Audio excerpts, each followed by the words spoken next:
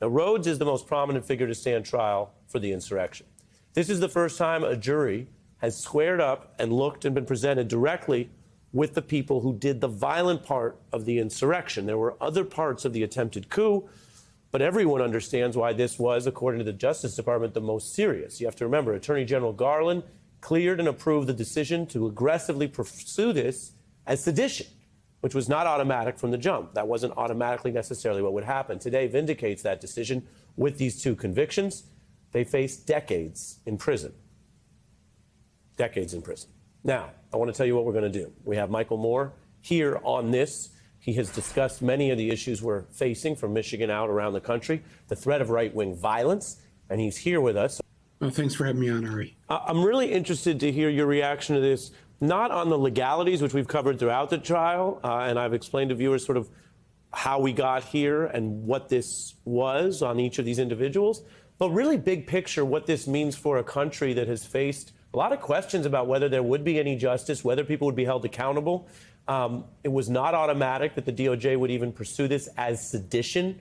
Ryan mentioned his reporting. That's a fairly rare charge because, number one, you don't see it out in public that on a regular basis. And number two, sometimes the government doesn't want to deal with it. And they just kind of deal with the trespassing and move on in certain cases, or certain times in our history where the government maybe didn't really look askance at the individuals who were fomenting this kind of problem. What does it mean, do you think, to America tonight to say what we couldn't say yesterday, which is that some of the people who stormed the Capitol to overthrow our democracy are facing decades in prison for sedition? Well, I think good.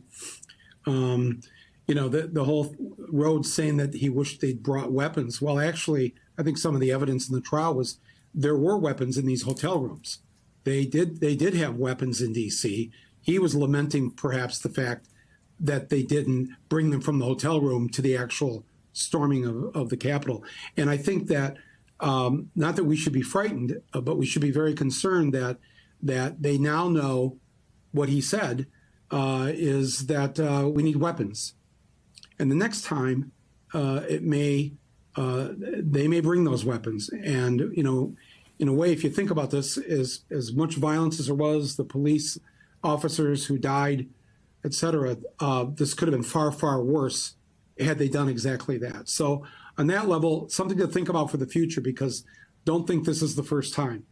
And it's the other part of this, though, I think people watching you and I right now are perhaps thinking, yes, okay, so you got Stewart Rhodes, but it seems like this particular day of violence was encouraged by, supported by the commander-in-chief, the person in the White House, and some of his top aides, Roger Stone, Michael Flynn. Michael, let's pull on that thread together, because you're raising an important point.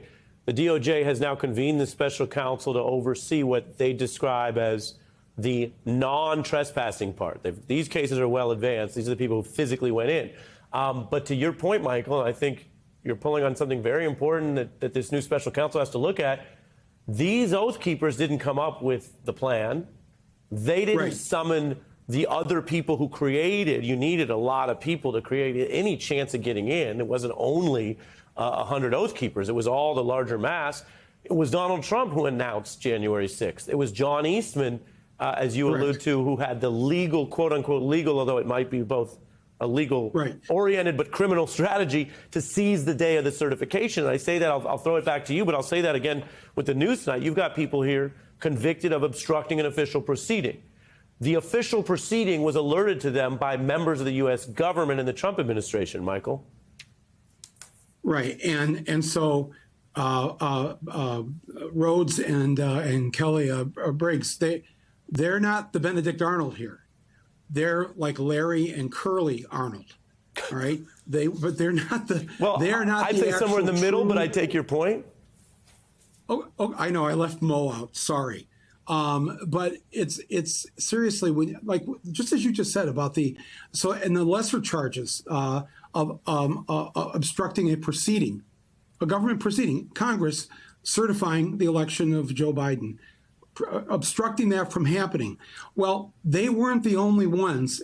And I don't mean just they and the people who charged the Capitol. I'm talking about that very night, after this thing was shut down, after they lost their attempted coup, their overthrow, whatever it was, the 147 Republicans went back into that chamber and voted to say, no, Joe Biden is not the president, and they would not certify.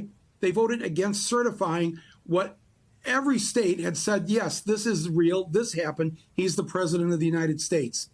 And for 147 of them to try and obstruct, to try and stop the legal and fair and everything certified mostly by a lot of Republican Secretary of States, that to me, and I think to people watching this, not only who the real Benedict Arnold was that was on the podium encouraging everybody, I'm marching with you down to the Capitol building, but also the 147 Republicans, a number of which have been returned. I think there's something like 109 are back in the next session of Congress.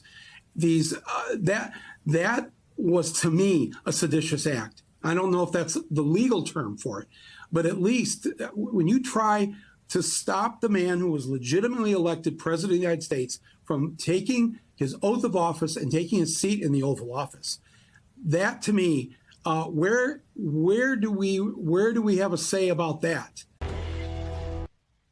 Hey, I'm Ari Melber. Thanks for watching The Beat. I wanted to let you know I'm writing a foreword to the January 6th committee's full report, which is coming out soon from HarperCollins. You can go pre-order the book right now, and it'll come to you first when the report comes out in the fall or whenever the government releases it. Just search Melber Jan 6th on Amazon or your favorite independent book site and click pre-order. You'll be the first to get both the report and my new piece on the coup conspiracy.